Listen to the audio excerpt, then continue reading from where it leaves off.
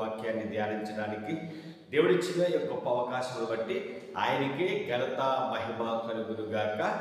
ఆమేన్. ప్రార్థన చేసుకునండి. వాక్యపు ధ్యానంలోకి వెళ్ళిపోదాము. ఈరోజు ప్రార్థన చేద్దాం. ప్రతి ఒక్కరికి కూడా తల్ల వంచండి, ప్రార్థనలు ఏకీపించండి. ప్రార్థన. పరలోకమందున్న మా కన్న తండ్రి, నీ పరిశుద్ధమైన శ్రేష్టమైన ఘనమైన నామములకు స్తుతులు స్తోత్రములు తండ్రి. దేవా, ఉదయకాలం మొదలుకొని సాయంకాలం వరకు, సాయంకాలం మొదలుకొని ఉదయకాలం వరకు ప్రతిరోజు ప్రతి నిమిషము మీరు మమ్మల్ని కాపాడుతున్న విధానం బట్టి వందనములు తండ్రి. ఇదిగో దేవ, విదేశాల్లో ఉన్న క్రీస్తు స్వర ప్రార్థన గ్రూపులో ఉన్న బిడ్డలందరినీ జ్ఞాపకం చేసుకోండి. ఎక్కువ జాబునే దేవుని యొక్క ధ్యాన పరిచర్యలో బిడ్డలు జ్ఞాపకం చేసుకోండి. మహిమ గల క్రీస్తు ప్రార్థన మందిరంలో బిడ్డలు జ్ఞాపకం చేసుకోండి. అలాగే నీ వాక్యమును సరిగా విభజించి ఉపదేశిస్తూ నాయన వాక్యానుసారంగా బ్రతుకుతున్న వారికి ఆరోగ్యమిచ్చి, బలమిచ్చి, శక్తినిచ్చి మీరు ముందుకు నడిపించండి. అలాగే ఆకలితున్న వారికి ఆహారం సిద్ధపరచండి, వస్త్రహీనతున్న వారికి వస్త్రం సిద్ధపరచండి. అయ్యా నాయన, హాస్పిటల్లో అనేక ఇబ్బందులతో బాధపడుతున్న బిడ్డలు జ్ఞాపకం చేసుకుని వారికి నాయన మీరే సహాయం పంపించమని ప్రార్థిస్తూ ప్రాధాన్యపడుతుంది. మా కొరకు త్వరలో రాని ఉన్న యేసుక్రీస్తు వరకు నీ నామమున ఈ ప్రార్థన మనం అడిగి వేడుకొనిచున్నాము తండ్రి. ఆమేన్, ఆమేన్. అందరికీ వందనాలండి. ఈరోజు దేవుని యొక్క వాక్యాన్ని మనం ధ్యానించడానికి దేవుని సన్నిధిలో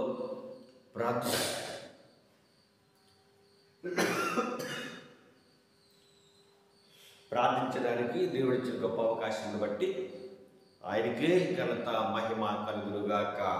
ఆమేన్. అందరూ కూడా ఒకసారి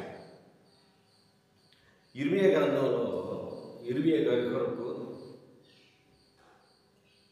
దేవుడు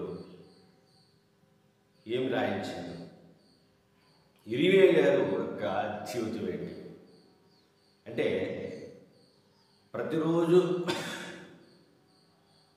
ఉదయాన్నే దేవుని యొక్క వాక్యాన్ని మనం ధ్యానిస్తూ ఉన్నామండి. దేవుని వాక్యాన్ని మనం ధ్యానిస్తున్నాం కాబట్టి, దేవుని వాక్యాన్ని మనం వింటున్నాం కాబట్టి, విన్న వాక్యం మన హృదయం అనే పలక మీద భద్రం చేసుకోవాలి. అలాగే ఆ హృదయంలో నుంచి ఆ యొక్క జీవధార బయటికి బయలుదేరాలి. దేవుని మాట చాలా విలువైనదండి. నీ పట్ల, నా పట్ల, ప్రజలందరి పట్ల కూడా దేవుడికి ప్రణాళిక ఉంది. కాబట్టి ఆయన మనల్ని ఈ యొక్క భూమి మీద ఉండడానికి దేవుడు అవకాశం ఇచ్చాడు. అసలు ఇర్మియా గారి పట్ల ఈ ప్రణాళిక, ఇర్మియా గారి గురించి రాయిస్తూ ఇర్మియా గారి ద్వారా ఈ యొక్క ఇర్మియా గ్రంథంలో మనం చాలా విషయాలు నేర్చుకోవచ్చండి. చాలా విషయాలు ప్రతిరోజు మనం వాక్యాన్ని ధ్యానిస్తున్నాం కనుక ఈ యొక్క ఇర్మియా గ్రంథాన్ని మనం ప్రారంభిద్దాం. అంటే ఎలా అయినా మనం ఒక గ్రంథాన్ని పూర్తి చేయగలుగుతాం అన్నమాట. ఎలాగా అది యూట్యూబ్లో ఉంటుంది, ఎప్పుడు కాదు అప్పుడు వినొచ్చు. దేవుడు మనతో మాట్లాడడానికి ఇది ఒక గొప్ప అవకాశం. కాబట్టి ఈరోజు ప్రారంభిద్దామండి. ఇర్మియా గ్రంథము పార్ట్ 1 చదువుదాం. ప్రారంభ అధ్యాయం, ప్రారంభ వచనం. బెన్యామీను దేశమందలి అనాలోతుల్లో కాపురమున్న యాజకులలో ఒకడే హిల్కీయా కుమారుడైన ఇర్మియా వాక్యములు. అంటే ఇర్మియా రాసిన మాటలు. తర్వాత ఆమోను కుమారుడైన యోషీయు యోదాము రాజు ఉండగా అతని ఏలుబడి 13వ సంవత్సరమున యెహోవాకు ఇర్మియాకు ప్రత్యక్షమాయెను. దేవుని మాట ఇర్మియా గారికి ప్రత్యక్షమైందండి. అంటే మీకు అర్థం కావాల్సింది ఏంటంటే, దేవుడు ఇర్మియా గారితో మాట్లాడుతున్నారు. ఏం చేస్తున్నారంటే ఇర్మియా గారితో మాట్లాడుతున్నారు. ఏం మాట్లాడుతున్నారు? 3వ వచనం. మరియు యోషియా కుమారుడకు యెహోయాకీము యోదాకు రాజై ఉండగాను ఓషియా కుమారుడకు సిద్కియా యోధాకు రాజు ఉండగాను అతని ఏలుబడి 11వ సంవత్సరము వరకును, అనగా ఆ సంవత్సరము 5వ నెలలో యెరూషలేము తీసుకుని పోబడు వరకును ఆ వాక్కు ప్రత్యక్షమవుచుండెను. అంటే దేవుని మాట ఇది ఏంటి?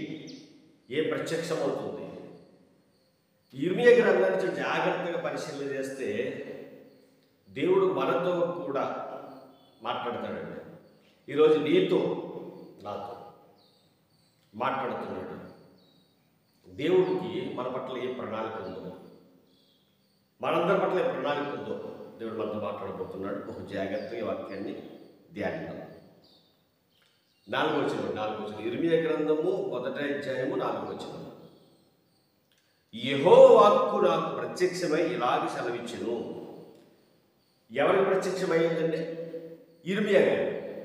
ఇర్మియా గారి ప్రత్యక్షమై ఏం మాట్లాడాడో దేవుడు ఇక్కడ ఇర్మియా గారు చెప్తున్నారు. ఏం మాట్లాడారయ్యా అని మనం ఆలోచిస్తే, యెహోవా వాక్కు నాకు ప్రత్యక్షం ఎలా సెలవిచ్చును, గర్భములో నేను నిన్ను రూపింపక మునిపే నిన్ను ఎరిగి తిని, నీవు గర్భము నుండి బయలుపడక మునిపే నేను నిన్ను ప్రతిష్ఠించి తిని, జనములకు ప్రవక్తగా నిన్ను నియమించి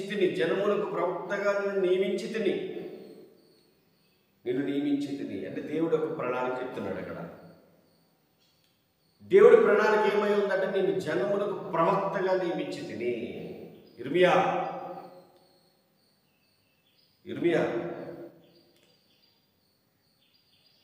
గర్భములో నేను నిన్ను ఇంకా రూపింపక మునిపే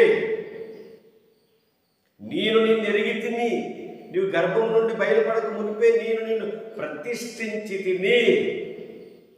నీ కొరకు ఒక ప్రణాళిక ఉంది నాకు అంటే మాట ఇర్మియా గారితో కదండి, మనతో కూడా మాట్లాడుతున్నట్టే, మనకు కూడా దేవుడు హెచ్చరిస్తున్నట్టే. నువ్వు నాకు కావాలి కాబట్టి నేను తల్లి గర్భంలో పెట్టాను. ఎన్నో కణాలు నీతో పాటు వస్తున్నావు. నువ్వు ఒక కణం కాదు, తల్లి గర్భంలో వెళ్తూ ఉండగా అనేక కణాలు రాలిపోయాయి. నీ కణమే ఫలించడానికి గల కారణం ఏంటి? ఇంత ఆకారం అవడానికి కారణం ఏంటి? నీ పట్ల నాకు ప్రణాళిక ఉంది కనుక అని దేవుడు ఇర్మియా గారితో మాట్లాడుతున్నారండి. మరి దానికి ఇర్మియా గారు ఏ సమాధానం ఇచ్చారు? 6వ వచనం. అందుకు అయ్యో ప్రభువు యెహోవా చిత్తగించుము, నేను బాలుడనే,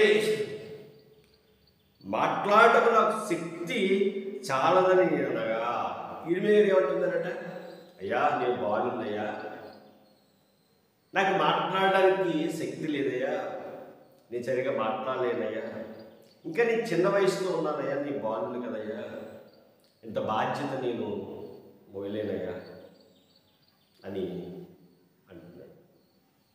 నా సహోదరుడు, ఈరోజు దేవుని పని చేయమంటే, దేవుని పనిలో మీరు ఉండండి అని అంటే, నా కుటుంబాన్ని పోషించుకోవాలి కదండి. నా కుటుంబాన్ని పోషించుకోవాలి కాబట్టి నేను ప్రార్థన సరిగా చేయలేకపోతున్నాను, గుడికి సరిగా వెళ్ళలేకపోతున్నాను అనే కారణాలు చెప్పే విశ్వాసం లేరంటారు. ఈరోజు ఆదివారం మందిరం ఎగ్గొట్టి ఎవరైనా ప్రార్థన పెట్టించుకుంటే ఆ ప్రార్థనకి వెళ్లకుండా దేవునికి వ్యతిరేకమైన పనులు చేసేవారు, దేవునికి నచ్చని పనులు చేసేవారు ఈరోజు లేరంటారా? దేవుడి ప్రణాళిక ఏడు చెప్పంటారా? నువ్వు వెళ్ళాలి, నా సన్నిధికి వెళ్ళాలి, సంఘముతో కూడాలి, ఏకముగా అందరూ కలిసి పాట పాడాలి, ప్రార్థన చేయాలి, వాక్యాన్ని ధ్యానించాలి. ఇన్ని విషయాలు దేవుడు మనకి నేర్పిస్తూ ఉంటే నాకు ఖాళీ లేదండి, నేనంత ధనవంతుని కాదండి, నేను ప్రతి ఆదివారం మందిరానికి వెళ్ళిన వల్ల కాదండి, 1000 రూపాయలు పోతుందండి, నేను ఉదయమే పావుగడ ప్రార్థన చేసి వెళ్ళిపోతానండి, నా కుటుంబాన్ని పోషించుకోవాలి, భార్యను పోషించుకోవాలి, బిడ్డలను పోషించుకోవాలండి. కష్టపడకపోతే ఒక్కరోజు సెలవు పెడితే కుటుంబం ఏమైపోద్దు. నేను అంటున్నాను, నువ్వెంత కష్టపడు,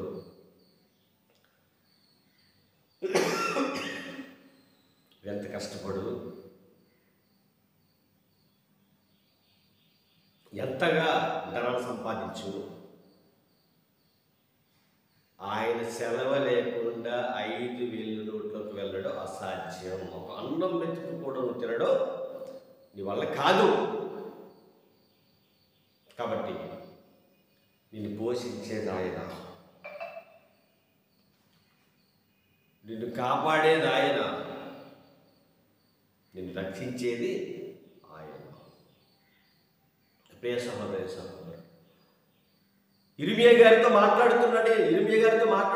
ఏం మాట్లాడుతున్నాడు? ఇదిగోనే నిన్ను నేను ఏర్పరచుకున్నాడు, జనములకు ప్రవక్తగా నిన్ను నియమించేదని ప్రతిష్ఠించేది. దానికి ఈయన మాట, అయ్యో నీ బాలుడు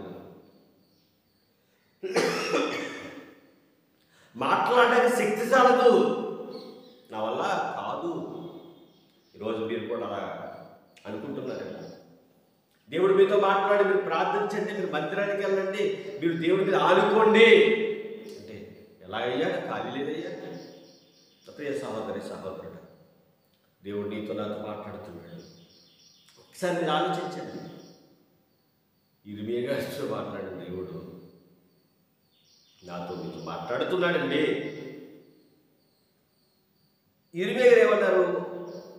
అయ్యో ప్రభువు యెహోవా చిత్తగించుము, నేను బాలుడనే, మాట్లాడుటకు నాకు శక్తి చాలదని నేననగా యెహోవా ఇలాగ సెలవిచ్చును. ఏమంటున్నాడు? నేను బాలుడునని అనవద్దు. ఏంటట? నేను బాలుడునని నువ్వు అనవద్దు.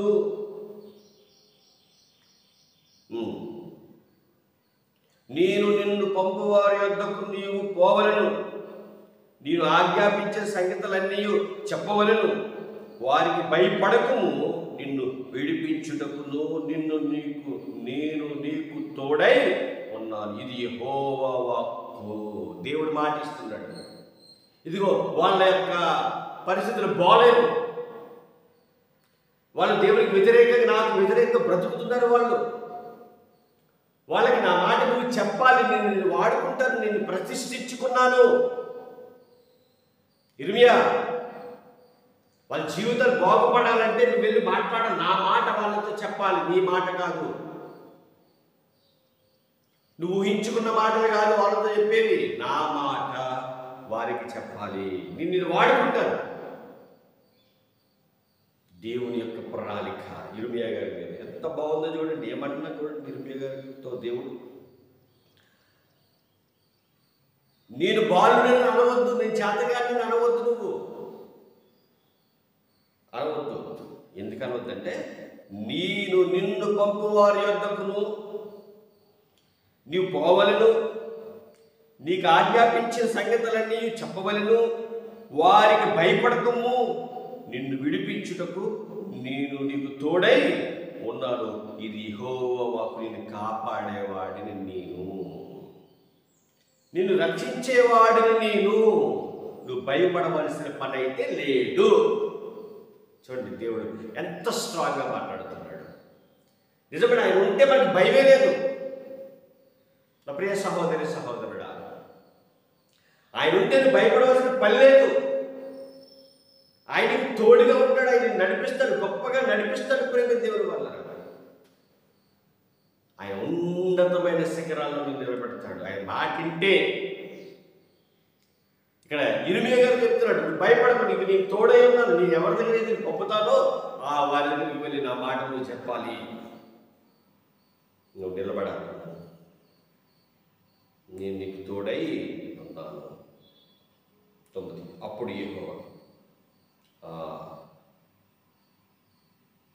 యెహోవా చేయి చాపి నా నోరును ముట్టి ఇలాగ సెలవిచ్చిన, ఇదిగో నేను నీ నోటి నా మాట నుంచి ఉన్నాను. నువ్వు కాదు మాట్లాడేది, నా మాటలే నీ నోటి వస్తాయి.